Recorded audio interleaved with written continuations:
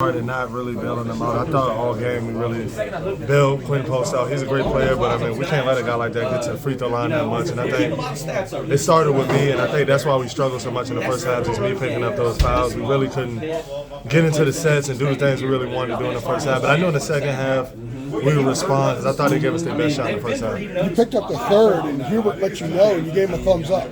And he said it was a fairly confident thumbs up. Yeah, no, I knew what I had to do. I think we all did a good job for the most part, guarding them one-on-one, and when we weren't fouling, making the tough shots. And thought he missed a lot of shots today, but I mean, also he capitalized on the free throw line and he hit a big three early on. We messed up in the switch. He got an offensive rebound. He did a few things where it was our mistake, so we just got to be smarter next time. And it looked to me as the second half went on, you controlled the paint more on the glass. You weren't letting the inches, and even offensively, you guys were getting drives. You were dragging post out from the lane and allowing some of those drives.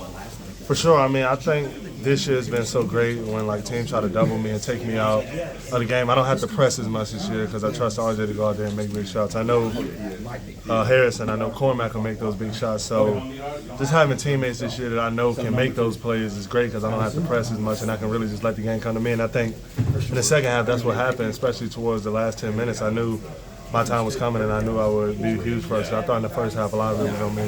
Harrison was talking about how comfortable you guys are. Where you were late in the game, you scored 11 of your last 12 possessions to seal the game because you guys have done that so many times. Is this as confident as you guys could be in those situations where no matter who you play, no matter where you play, you know you're going to get that done? Definitely. I think in the last 8 minutes, especially in games like this, I think that's when we're our sharpest, and I think you see us execute on that. I mean, Harrison's screens were amazing. You see on the box set we ran when Elliott got the layup. He told me right before that Elliott would be open, and I checked and he was open. So just us having that confidence later on, I mean, it's perfect. Did you guys screen more in the second half? It seemed like there was a lot more screening in the second half than the first half. Definitely. I mean, because in the first half, I think our game plan was to really establish me, but we saw they were kind of doubling, and we weren't really getting any action out of that. So I thought in the second half, our best thing to do was to really get post in space and kind of make him guard. And RJ, Elliott, they all did a great job of getting downhill. RJ knocking down shots, C-Mac knocking down shots, everybody. Armando, how did you deal with the fouls and the frustration of getting the fouls, which you obviously don't want, and get through it and not let it screw you up?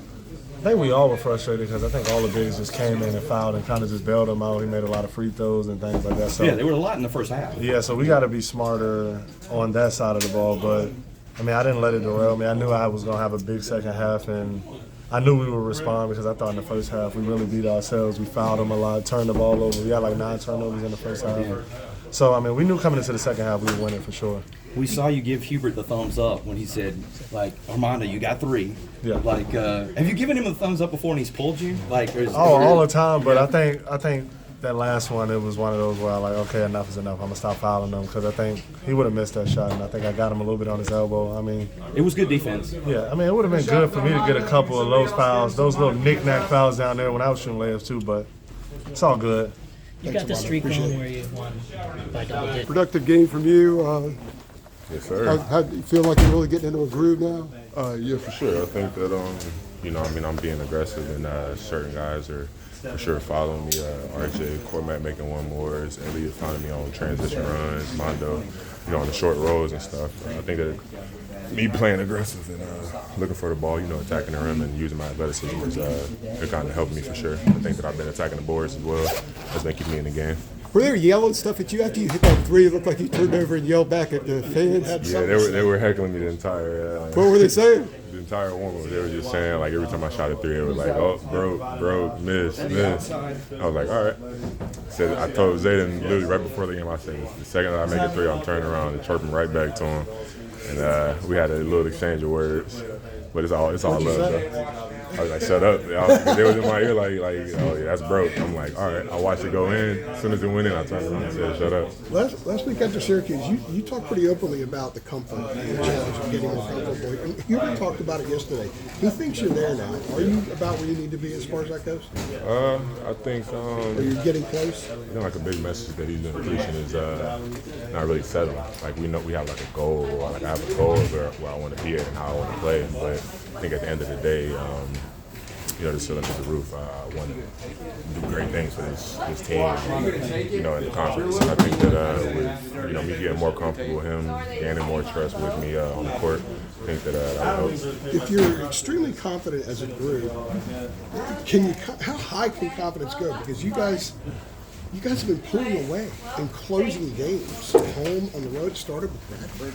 And you did it again tonight. You scored 11 in your last 12 possessions. Where is that come? How confident is this group? I think that we're really confident in our play. I think that, we work on it day in and day out in practice. And, we literally train for it. Like, if you train for something day in and day out, like, you got to be prepped pretty well for those type of situations, correct? It just seems like you're so unfazed, and no matter what it looks like a stressful situation. You guys aren't stressed at all. Yeah, I would say that again. Comes with the prep, man. It's like we really work on all of that stuff. I think that like the end of game actions, we literally drill almost every practice.